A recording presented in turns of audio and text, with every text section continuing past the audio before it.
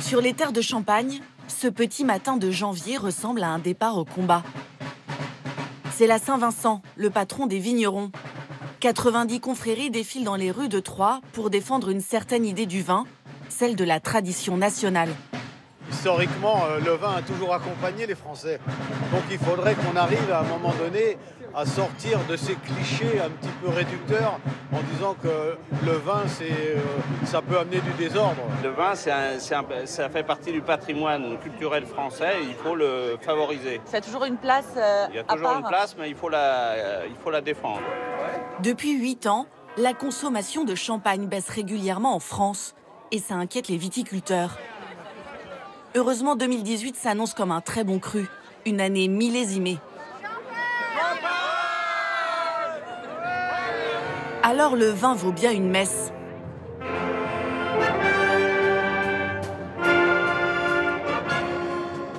Le nectar des dieux est prélevé du tonneau, puis béni par l'évêque.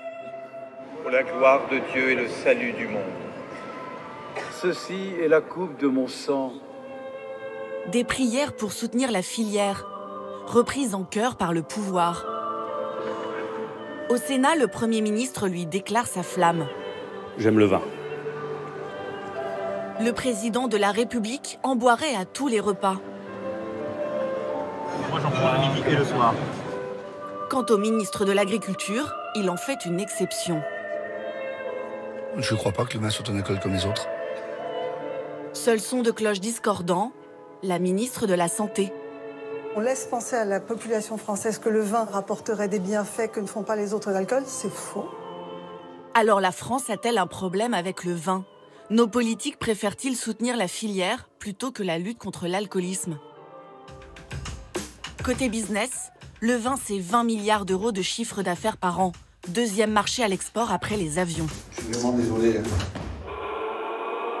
Et ça, le ministre de l'Agriculture, Didier Guillaume, l'a toujours en tête. Pourquoi vous avez dit que le vin n'est pas un alcool comme les autres? Parce que je veux faire la différence entre les alcools. On ne me fera pas dire que le vin, c'est la même boisson que d'autres boissons. Parce que c'est issu de notre agriculture, de notre histoire. C'est issu de la filière viticole. Moi, je ne veux pas qu'on m'impose une société hygiéniste. Une société où on ne peut plus rien faire. On ne peut plus rire, on ne peut plus s'amuser, on ne peut plus manger ce que l'on veut ou boire ce que l'on veut. Tout cela avec modération. Côté santé, on ne voit pas les choses pareilles. Car le vin, c'est de l'alcool. Et l'alcool, c'est 41 000 décès par an. Et ça, la ministre Agnès Buzyn l'a toujours en tête. Est-ce que le vin est un alcool comme les autres?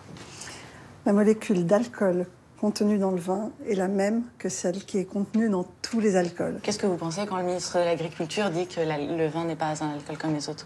Je pense qu'il se place du point de vue des agriculteurs français qui considèrent, et à juste titre, que ça fait partie du paysage national, du patrimoine national, d'un savoir-faire. Chacun est dans son rôle, quelque part. Et moi, je suis dans mon rôle en disant que je cherche à protéger les Français. Des ministres en désaccord, mais qui ne veulent pas qu'on les oppose. Si vous me dites qu'il y a un enjeu de santé lié à la consommation excessive d'alcool, je vous dis oui, je suis d'accord avec vous. C'est pour ça que je suis d'accord avec ma collègue et amie Agnès Buzyn. Le débat intello, un peu bobo, si vous me le permettez. En quoi c'est un débat intello? Parce que chez moi, on ne se pose pas la question. De la santé? On ne se pose pas quelle question? Je suis allé beaucoup sur le terrain cette semaine. Personne ne m'a parlé de ça. Est-ce que vous êtes un peu le porte-parole du lobby et donc de la filière? Moi, je suis le porte-parole d'aucun lobby. Quand j'ai été nommé à ce ministère, j'ai dit aucun lobby n'entrera dans ce ministère. Aucun lobby? Vraiment? Si on se pose la question, c'est que les formules du ministre, on les a déjà entendues, ou plutôt lues. Voici le manifeste de l'association Vin et Société. On y lit: traiter le vin uniquement en boisson alcoolique, c'est mépriser l'histoire. Et dans ce communiqué, le vin n'est pas un produit comme les autres. Vin et Société n'est pas n'importe quelle association. Derrière ce nom chic se cache le groupe d'intérêt de la filière. Pour rencontrer son patron, il faut aller près de Nantes, au pays du Muscadet.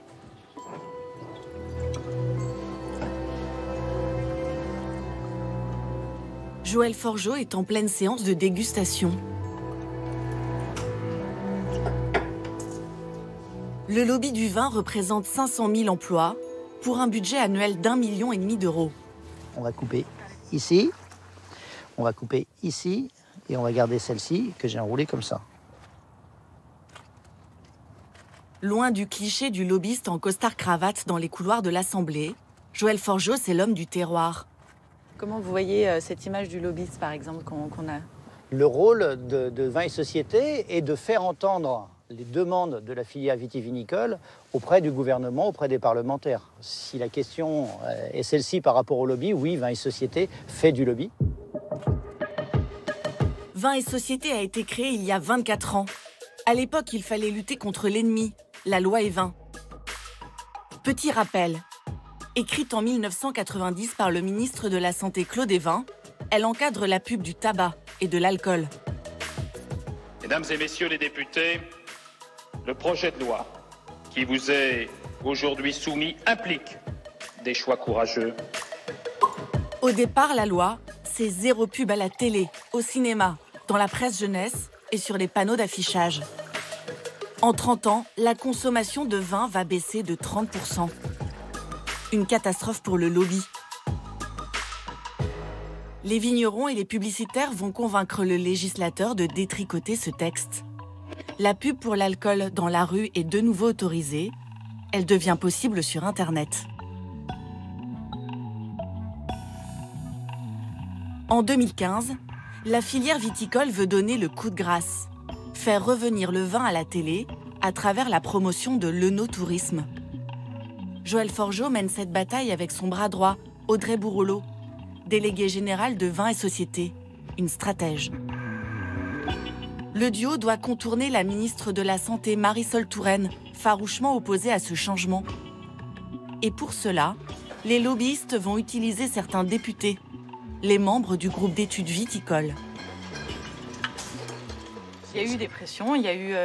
comment ça se passe? Faut pas appeler ça des pressions, c'est la démocratie. À l'Assemblée nationale, vous avez des dizaines de groupes parlementaires. Vous avez un groupe d'études viticoles. Ils sont sensibilisés très fortement, avec arguments à l'appui, par Vin et Société. Ce lobbying va porter ses fruits. Les arguments remontent aux oreilles du président François Hollande, qui participe quelques jours plus tard à la fête annuelle du vin, le salon Vinexpo à Bordeaux. Timing parfait. Dans son discours, il parle pour la première fois de clarifier la loi Évin. Nous devons garder les équilibres de la loi Évin et s'il y a des précisions, il faut les engager avec une grande précaution. Clarification, oui, mais préservation des équilibres de la loi Évin, oui aussi. Si la phrase du président vous semble alambiquée, la filière, elle, a très bien reçu le message. Donc, c'est le truc de Clan de Bourgogne. Non mais... Pour célébrer l'assouplissement de la loi Évin, enfin qu'on attendait tous. Merci. Je dis pas d'assouplissement. Éclaircissement. Vous avez compris? Il faut dire éclaircir ou clarifier pour ne pas braquer le monde médical. Clarifiant. Oui, clarifiant. Vous voyez qu'il n'y a pas de... Ce jour-là, le lobby du vin jubile.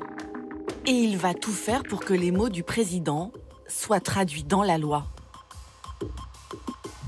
Nous, maintenant, on va être attentifs des débats parlementaires. Il faut savoir que les parlementaires de tous les partis ont soutenu cette clarification. Et maintenant, on va être attentifs dans les semaines à venir aux débats parlementaires. La stratégie fonctionne. La pub pour l'œnotourisme est en bonne voie pour être autorisée.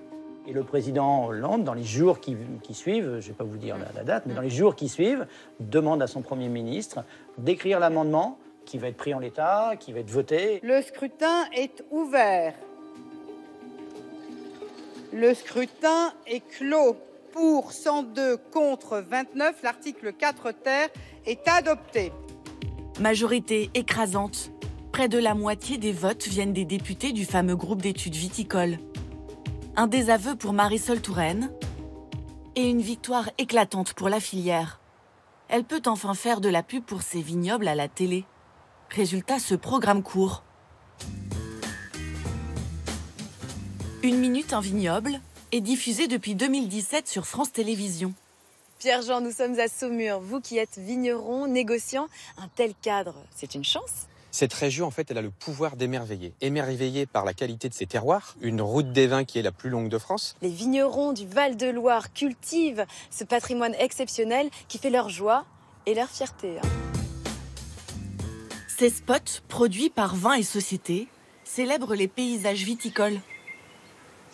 Une manière de parler de vin à 2 millions de téléspectateurs, sans montrer une bouteille.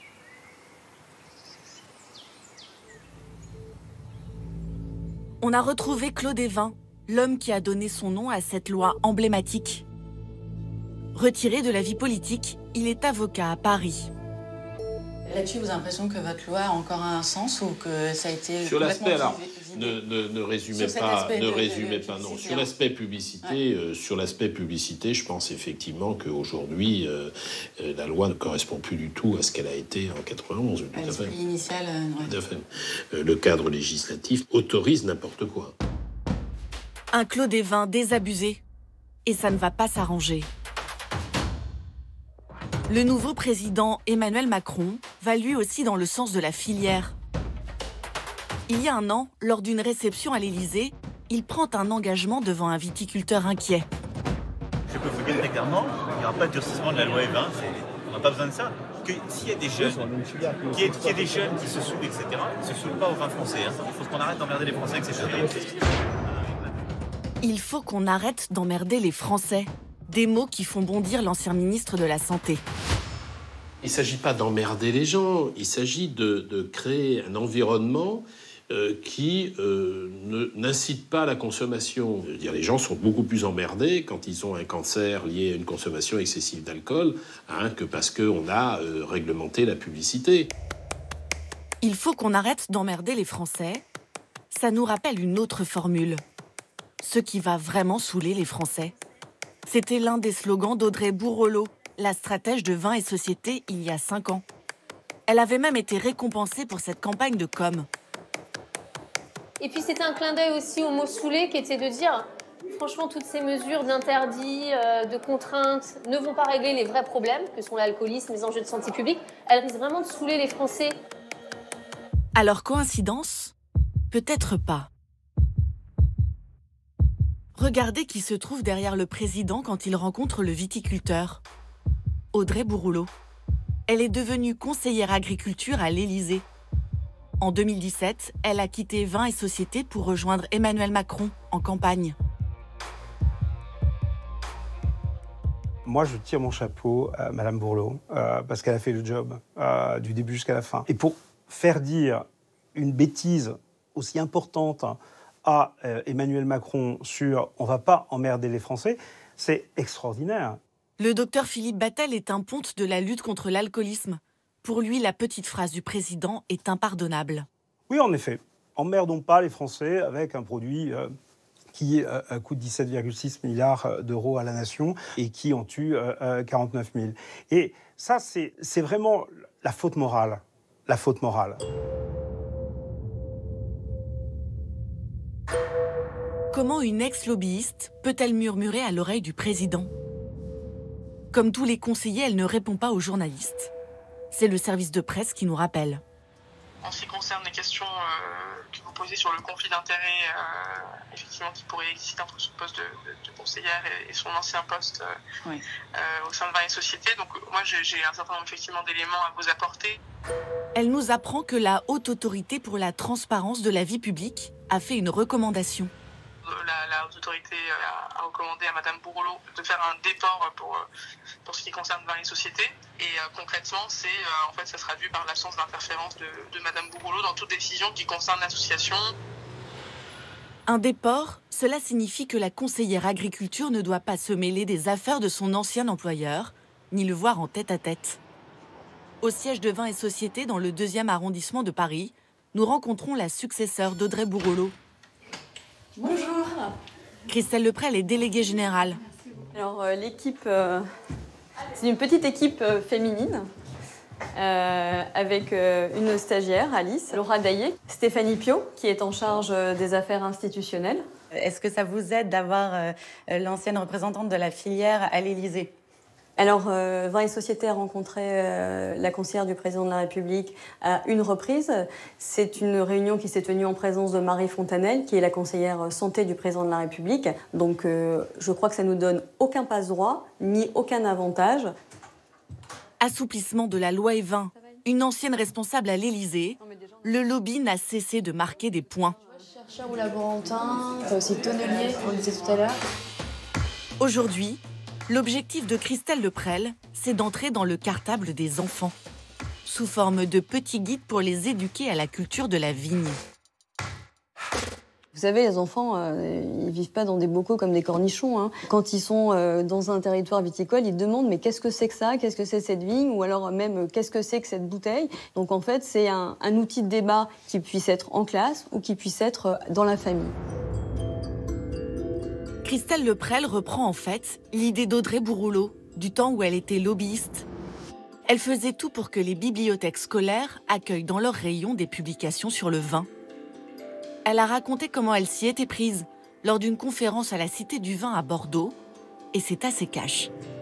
Nous, à Vin et Société, on est allé voir le ministère de l'Éducation qui nous a dit c'est impensable. On a été taxés de vouloir aller quand même vendre du vin dans les écoles. Donc on a vu qu'on n'y arriverait pas politiquement. Donc on s'est associé à une maison d'édition pour contourner finalement les règles. Pour contourner les règles, elle a signé un partenariat publicitaire avec des supports bien connus de l'édition jeunesse, les fiches Les Incollables et le journal Mon Quotidien. Grâce à cela, elle est parvenue à s'immiscer dans les CDI. En Bourgogne, la filière a aussi développé ce jeu de société à destination des familles et des enseignants. Il existe carrément des kits pédagogiques proposés aux écoles des zones viticoles pour toutes les classes, de la maternelle au collège. Ici, un exercice de maths, niveau 6e et 5e, à base d'étiquettes de Bordeaux. Là, un cours de français niveau 4e et 3e sur le thème de la dégustation du vin. Ces kits ont été réalisés en Bourgogne, dans le Bordelais, en Alsace, dans le Jura et en Provence. D'après l'interprofession viticole, environ 800 classes d'écoles publiques les utilisent. Alors, toi, ton cahier, il y a quoi ? Nous n'avons pas été autorisés à filmer dans les écoles. Alors, nous avons fait tester ces kits à 5 enfants, de 6 à 9 ans. T'as oublié le L. Non, mais non, c'est avec un E. Non, Magvi. Là, ça fait Magvi, pas Magvin. Quel parfum de fruits peux-tu retrouver en sentant un vin rouge du Jura ? J'avais mis des posters derrière vous aussi. Ça, c'est des posters qui sont distribués dans des classes. Est-ce que vous pouvez me décrire ce que vous voyez ? Il y a des sortes de raisins, par exemple chardonnay ou point noir. Ça, c'est des mots que vous connaissez ? Vous avez déjà entendu ces mots-là ? Pinot noir et chardonnay, non. Ça vous donne envie de goûter du vin ou pas du tout ? Oui, un peu, oui. Est-ce que ça vous étonne qu'on parle pas de l'alcool ou pas du tout ?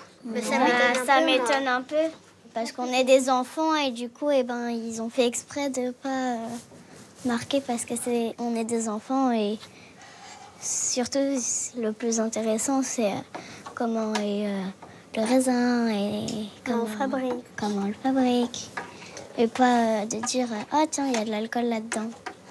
Du coup, voilà. Les interprofessions. Ces kits, nous les avons montrés à la ministre de la Santé. Il y en a d'autres. C'est à destination des élèves de la maternelle au collège. Là, il y en a en Bourgogne. C'est le guide du maître. Je crois que c'était là-dedans. Je vous les ai laissés. Des cours de maths où on travaille sur la taille des étiquettes. Il y a un poster du raisin à la bouteille pour les enfants de maternelle où on explique où trouver des bouteilles. Bon, ça vise évidemment à banaliser le vin dans la consommation courante. Enfin, il n'y a pas de message sanitaire. Voilà, c'est incroyable parce qu'il n'y a pas de message sanitaire qui balance le message de découverte. Donc c'est une forme de banalisation, c'est de la promotion. Il y a de la découverte et il y a de la promotion. Ça vous choque, ça ?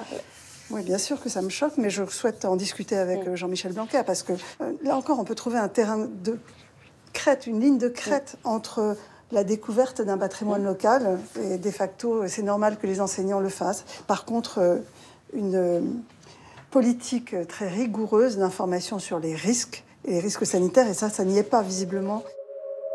Nous n'avons pas pu joindre Jean-Michel Blanquer. Notre demande d'interview n'a pas été transmise. C'est le directeur académique de Gironde qui nous répond. Il trouve normal que le vin soit au programme de sa région viticole. Si on était en Savoie ou en Haute-Savoie, on sensibiliserait à la filière du fromage. On est à la botte de personne, bien évidemment. À partir du moment où c'est financé par l'interprofession, est-ce que c'est vraiment indépendant? Mais bien sûr, mais bien sûr. Vous imaginez bien que jamais l'éducation nationale irait sur un terrain, en tout cas pédagogique, sur lequel il n'aurait pas une totale maîtrise des contenus. À aucun moment dans ces kits, on dit qu'il y a de l'alcool et que l'alcool, c'est dangereux pour la santé. Là-dessus, qu'est-ce que vous répondez quand un médecin formule cette inquiétude, par exemple? Non, mais après, le médecin, il peut former des inquiétudes sur à peu près tout, y compris sur l'air qu'il respire et sur l'eau en bouteille qu'il boit. Donc c'est assez effrayant, dans le monde dans lequel on vit, qu'on cherche à créer des problèmes partout. Après les cartables, le lobby chercherait-il à s'incruster dans les cabinets médicaux? Vin et Société affirme lutter contre les addictions. En mars 2018, sur demande de l'Élysée, la filière a écrit 30 propositions. Parmi elles, l'agrandissement du pictogramme femme enceinte ou la lutte contre l'absorption massive d'alcool, le binge drinking.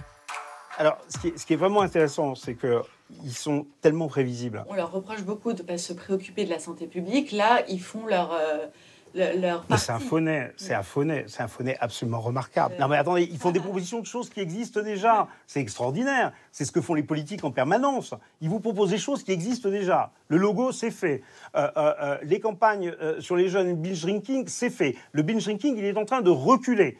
Et on va mettre l'accent de santé publique là-dessus. On va continuer d'expliquer aux Français que ce qui est dangereux, c'est quand ils ont une consommation irresponsable, de les mettre devant leurs responsabilités. De jouer avec cette question de la culpabilité sans être transparent. Transparent pour lui, ce serait informer des dangers de l'alcool sur l'étiquette, un peu comme pour les paquets de cigarettes. Face au lobby du vin, certains députés résistent. Audrey Dufeu-Schubert est élue En Marche dans la Loire-Atlantique. Son idée ? Taxer ces mélanges sucrés à base de vin qui séduisent les jeunes pour financer la lutte contre les addictions. Il est 23h, elle va intervenir à l'Assemblée nationale et s'attend à ce qu'on lui vole dans les plumes. Le sujet de l'alcool est un sujet complexe qui génère souvent des peurs et des tensions dans l'hémicycle. Pourquoi des peurs et des tensions ? C'est des sujets, ça fait des années qu'on en parle. Je pense que chaque parlementaire présent dans l'hémicycle défend toujours son territoire. Voilà. Ça dépend l'heure aussi à laquelle ça passe. Je vous dis, c'est vraiment en fonction du nombre de personnes et du sujet débattu. Donc j'y vais. Voilà, je rejoins l'hémicycle. Okay. La députée ne va pas s'exprimer tout de suite. Une longue liste d'amendements est d'abord débattue. Quand vient son tour, il n'y a plus grand monde dans l'Assemblée. Je pense réellement qu'il s'agit d'une stratégie de marketing forte sur laquelle nous avons une vraie responsabilité en tant que personnage politique de faire influer les choses et de faire avancer ce combat pour protéger nos jeunes. En quelques secondes, son texte est balayé. Le vin ne sera pas taxé pour financer la lutte contre les addictions. Mais dans quelques mois, Audrey Dufeu-Schubert compte bien revenir à la charge avec un projet de loi. En matière d'alcool, la santé est-elle condamnée à perdre contre la filière ?